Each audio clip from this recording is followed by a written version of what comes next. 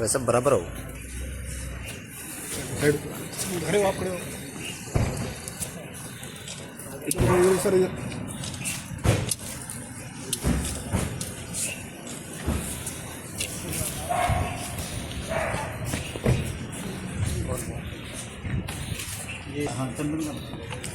ये गुरुजी स्वस्ति न इंद्र वृद्धस्रवाः स्वस्ति नः भूखा विश्ववेदाः स्वस्ति नस्तारिक्ष्यो अरिष्टनेमिः स्वस्ति नो बृहस्पतिः।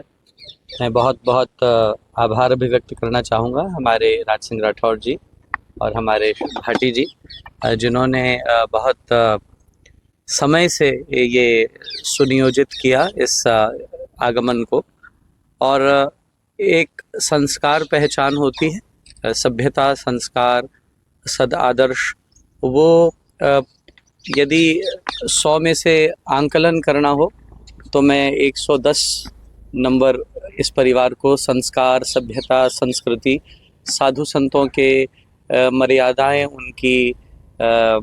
उनकी अवधारणाओं को जिस प्रकार से यहाँ संरक्षित किया गया है, मुझे बहुत बहुत प्रसन्नता हुई है। हर घर में यदि सनातन धर्म और वैदिक सनातन संस्कृति के प्रति ऐसे ही संस्कार संस्कारित रहें तो भारत फिर से एक सनातन देश ही नहीं, एक विश्व का जगत गुरु बनने की ओर प्रस्थान करेगा। सर, भारत देश में आए दिनों कुछ ना कुछ धर्मांतरण की बातें भी चलती रहती हैं, तो सनातन धर्म की तरफ से उनसे रोकने का प्रयास भी किया जाता है, फिर भी कारण है कि लोग धर्म परिवर्तन कर रहे हैं।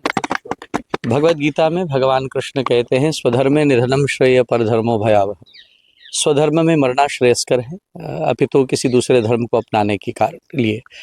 मैं निवेदन करना चाहूँगा कि हमारे सिख जगत के गुरु गोबिंद सिंह साहब के 2 लाल, जिन्होंने धर्म परिवर्तन की बात आई तो अपने जीवन का बलिदान दिया, जिंदा दीवार में चिन्हे, लेकिन गैर धर्म को स्वीकार नहीं किया। यदि आज ये आदर्श हम नहीं देखते, नहीं मानते, नहीं पहचानते, तो आज केवल धन का प्रलोभन, एक नौकरी का प्रलोभन, इमिग्रेशन का प्रलोभन। मैं अमेरिका से आता हूँ और हम वहाँ ऐसी चीज़ें नहीं देखते होते हुए जो यहाँ हो रही हैं। ये बहुत चिंताजनक विषय है और आज हम सभी को इसके प्रति सशक्त और सबल होकर कार्य करने की आवश्यकता है। और मैं पंजाब में इस क्षेत्र में कार्य प्रारंभ कर चुका हूँ, जहाँ पर धर्मांतरण के प्रति सजगता लाना। और देखिए, मैं ये हमारे सनातनी संतों की बहुत बड़ी कमज़ोरी स्वीकार करता हूँ कि यदि वो लोग धन दे सकते हैं तो हम क्यों नहीं देते, वो लोग शिक्षा दे सकते हैं तो हम क्यों नहीं देते, वो इमिग्रेशन करा सकते हैं तो हम भी करा सकते हैं। ये प्रलोभन से बांधने का विषय नहीं है, ये धर्म के प्रति वास्तविक सजगता लाना और तार्किक सजगता लाके एक क्रांति को उत्पन्न करना है। आज मैं भारत के संतों की ये बहुत बड़ी कमी मानता हूँ। मैं ये दोष साधु समाज को देता हूँ कि उन्होंने अपना कार्य, अपनी भूमिका सही ढंग से नहीं निभाई। गुरुजी, विदेश की संस्कृति और भारत की संस्कृति में कितना भी डिफरेंस है?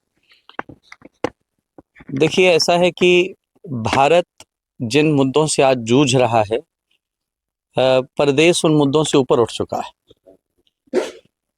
मैं यहाँ पर आता हूँ तो घरों में नौकर देखता हूँ, वहाँ पर कोई नौकर नहीं है। आप अपना भोजन स्वयं बनाते हैं, अपनी सफाइयाँ स्वयं करते हैं, अपनी गाड़ी खुद चलाते। मैं अपनी गाड़ी खुद चलाता हूँ। अमेरिका में रहते हुए यदि हम प्रैक्टिकल नहीं बनेंगे तो हम इन समस्याओं का सामना करते रहेंगे और ये प्रश्न खड़े होते रहेंगे, सभ्यताओं में क्या अंतर है। यहाँ से कुछ देर के लिए पर्यटन के लिए घूमने के लिए जाना और वहाँ रहना, इन दोनों चीज़ों में बहुत अंतर है। मैं वहाँ पिछले 13 वर्ष से रह रहा हूँ और मुझे अच्छा लगता है वहाँ कि वहाँ एक स्वावलंबी जीवन जीना, स्वयं से जीवन जीना, अपना हाथ जगन्नाथ बन के जीना, ये बहुत आवश्यक है और प्रैक्टिकल है। और मुझे लगता है भारत अभी बहुत इम्प्रैक्टिकल है। भारत में अपने कार्य करने के लिए सजगता आनी चाहिए। 2 हड्डियां हिलाएंगे तो स्वस्थ भी रहेंगे। अगर सारा दिन सोफे पर बैठकर गंगाराम और श्याम और मोहन तो हमारा ये काम कर, और हम अपनी हड्डी भी नहीं हिलाएंगे तो अस्वस्थता, बीमारी, ये सब हमें जकड़ लेंगे। इसलिए बहुत अंतर है, ज़मीन और आसमान है। अभी कुछ दिनों पहले हरियाणा प्रांत के अंदर एक महिला को प्रमुख बनाया गया है धर्म की रक्षा के लिए, धर्म सेना के माध्यम से। उनके लिए क्या आगे का मार्ग प्रशस्त करना चाहेंगे और क्या कुछ कहना चाहेंगे? देखिए, धर्म के लिए, धर्मांतरण को रोकने के लिए हमारी बुनियादी सोच जब तक शास्त्र और शास्त्र के प्रैक्टिकल मार्ग से प्रभावित नहीं होगी, हम कभी भी धर्मांतरण नहीं रोक सकेंगे। मुझे एक बात का बहुत रोष है कि हम समस्या को बहुत डिस्कस करते हैं, हम सॉल्यूशन पे नहीं आते। हम समस्या को डिस्कस करने में आनंद लेते हैं और उसी में गद्दी को संरक्षित रखते हैं। समाधान चाहिए, समस्या का उल्लेख नहीं चाहिए, और हम लोगों को समाधान लेके आना है। हम समस्या जानते हैं, हमें पता है समस्या क्या है, समस्या का समाधान चाहिए, और समाधान तभी आएगा जब शास्त्र की सही पकड़ और उसका प्रैक्टिकल उल्लेख और उसका प्रैक्टिकल वर्णन होगा।